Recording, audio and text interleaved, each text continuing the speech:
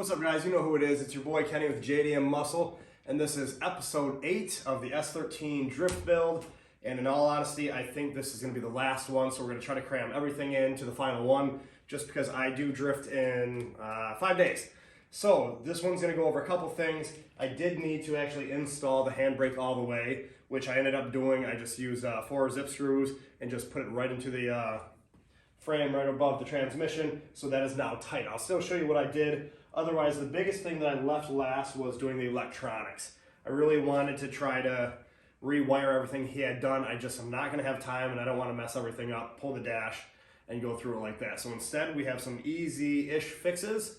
So I guess I'll show you what I am gonna do. So the AEM ECU is just sitting there. So I had somebody fab this up, so we're gonna try to put it around it and mount it up on the side. I'll show you where.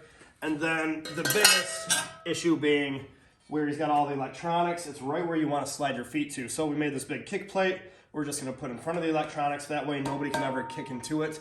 Otherwise, come up close and I'll show you what I'm going to do. So now that we're up into the car, you can see the handbrake. Not the handbrake I wanted. I'll end up upgrading it soon. But for now, all I did was put 4 zip screws in there to hold it down into place. So now we're solid, and at least we can rip some handies. From there, guys, you can see this just electrical nightmare, but we are going to do some easy fixes. So the plan was maybe pull the dash off. That's not going to happen, and relocate all that against the firewall, but I cannot take the time right now to unscrew all that and move it up there. So what we're going to do, since the ECU we can't just have sitting there, you see, there it is. We have our bracket. It's going to sit right over like that. I'm just going to have to secure it in there, and my plan is to put it somewhere up like this to keep this up out of the way. And then the kick plate we will install right down in front of that, so at least for now, nobody's feet can get anything wet.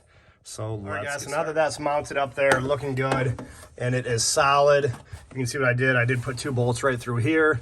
That way it's not moving anywhere. And then I was able to get some sticky Velcro at the bottom. Then I Velcroed this to the carpet as well, so it's not moving anywhere. This isn't the spot it's going to stay forever, but for this upcoming event, it's going to work out perfect. And then over here, with that mess, I've been cleaning up the wire mess.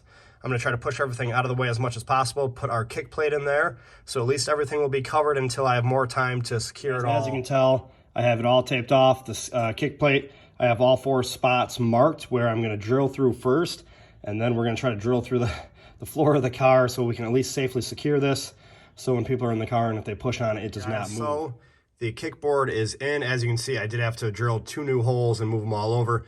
Unfortunately, the 2 all the way to the left, they were too far over, so it was in a spot that I could not actually get to, but everything is done. It's solid. You can put your feet against it. It's not moving, and luckily for now, the electronics are all covered. So the car is drift ready. Now from here, it's just going to the track tomorrow morning. So kick plate is done. That is done. Everything's taped up. All right, guys, so I know this was a short and sweet video, but it is done. And from here, that is everything that I've wanted to complete on the car, at least to this point. There's still more things that I'm always gonna wanna do, but that is finishing up that kickboard plate that's in front of the wiring. That's, of course, putting the ECU up on the side firewall to make sure that that is done and complete, and then the handbrake is fully installed as well.